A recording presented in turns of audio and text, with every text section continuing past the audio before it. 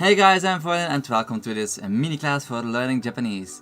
In today's lesson we will learn how to make question sentences with ka. The vocabulary that you will need for today's lesson is as follows. Sore, that. Gakusei, students. Inu, dog. Anata, you. Sai, years old. Ima, now. Ji, time. Nan, what. The word for what can also be nani.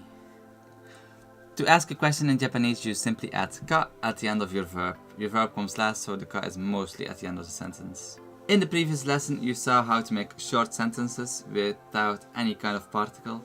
So let's first show how you make question sentences with short sentences. Gakusei desu ka? Are you a student? Inu desu ka? Is that a dog? It can also mean, are you a dog? Is he a dog? Are we dogs? Am I a dog?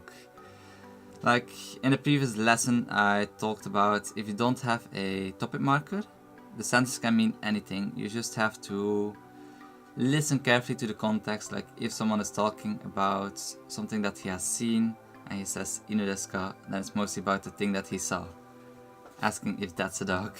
Now let's also add the topic marker. Sore wa nan desu ka? What is that?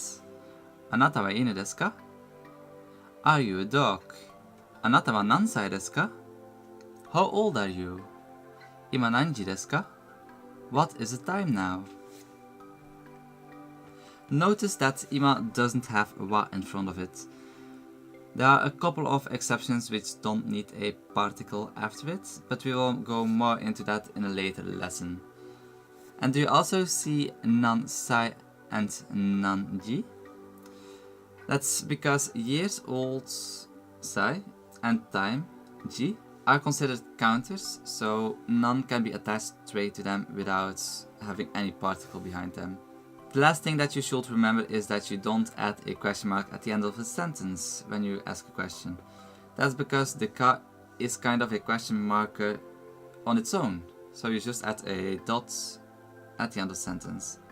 This was everything for this lesson. I know it contained quite a lot of information, but it's still quite the basics, so go over it a couple of times, ask questions in the comments below, and I'm sure you'll remember it in no time. So if you want to see more of these lessons, follow the playlists or just subscribe to my channel. And I'll see you all next time. Mata ne! Ganbarimasu!